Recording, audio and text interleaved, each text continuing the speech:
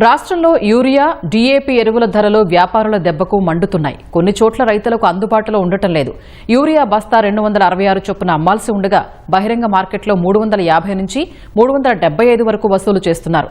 DAP బస్తా 1350 రూపాయలు కాగా 1550 తీసుకుంటున్నారని రైతులు వాపోతున్నారు. సహకార రైతు సేవా కేంద్రాల్లో యూరియా నిల్వలు ఉండటం లేదు.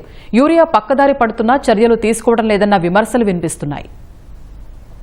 రైతులను యూరియా కష్టాలు వెంటాడుతున్నాయి. రైతులు ప్రాథమిక సహకార పరపతి సంఘాలు, జిల్లా సహకార మార్కెటింగ్ సొసైటీలు, రైతు సేవా కేంద్రాలకు వెళ్తుంటే స్టాక్ అరకొరగా ఉంటుందన్న విమర్శలు వినిపిస్తున్నాయి. పైగా PACSలపై కొత్తగా నియమించిన త్రిసభ్య సంఘాల సిఫార్సులు అధికం కావడంతో 200 టన్నుల ఎరువులు వచ్చినా ఒక్కరోజులోనే ఖాళీ అవుతున్నాయని రైతులు చెబుతున్నారు. కేటాయింపులు ఎక్కువగా తీసుకుని రైతులకు సరిపడా అందించడంలో మార్క్ ఫెడ్ వైఫల్యం కనిపిస్తోందని, భారీగా ఎరువులు పక్కదారి పడుతున్నట్లు కేంద్రం హెచ్చరిస్తున్నా కఠిన చర్యలు లేవని అంటున్నారు.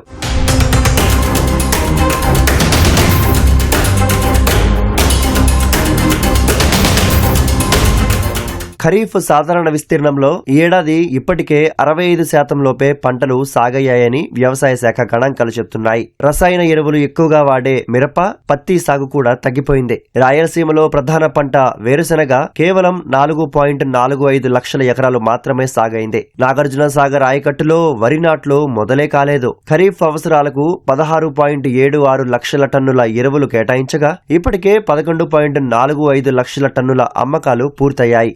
పక్క పంటల సాగు తక్కువగా ఉన్నా ఎరువులు మాత్రం తెగ అమ్ముడైపోతున్నాయి. రైతులు ముందే కొనుక్కొని దాచుకుంటున్నారని అధికారులు చెప్తున్నారు. అలాంటి వారు 5% ఉండరని క్షేత్రస్థాయి వాస్తవాలు సూచిస్తున్నాయి.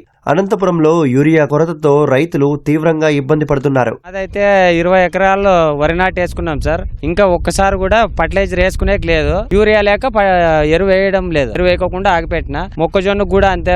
ఫర్టిలైజర్ అంటే ప్రాబ్లం ఉంది, యూరియా అంటే భయంకరంగా ప్రాబ్లం ఉంది. యూరియా అయితే 400-450 అమ్ముతున్నారు, దొరకడం లేదు. 50 మూటలు గట్టే తీసుకుంటే 10 మూటలు ఇరిస్తాడు, లేకపోతే అది కూడా లేదు.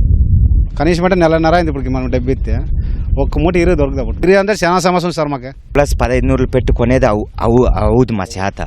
1500 పెట్టి కొనుక్కున్నప్పుడు ఏం చేస్తామంటే కొంచెం ఒక సెంచి కాంప్లెక్స్ కలుపుకొని 2 సెంచులు ఈరీ వేసుకొని చేసుకుంటాం. మెయిన్ ఈరీ వేస్తారు మాకు, అదొక్క సాయం చేయాలి మాకు. ఇది మామూలు వచ్చి 14,500, అది కూడా 1800 అట్లా భారీ రేట్ పెట్టినారు. ఫర్టిలైజర్ భారీ రేట్లు ఉంటాయి ఇవ్వడం. మాకు ఎక్కడ తిరిగి ఈరీ ఇవ్వాలని కావాలని మేము కోరుకుంటాం సార్.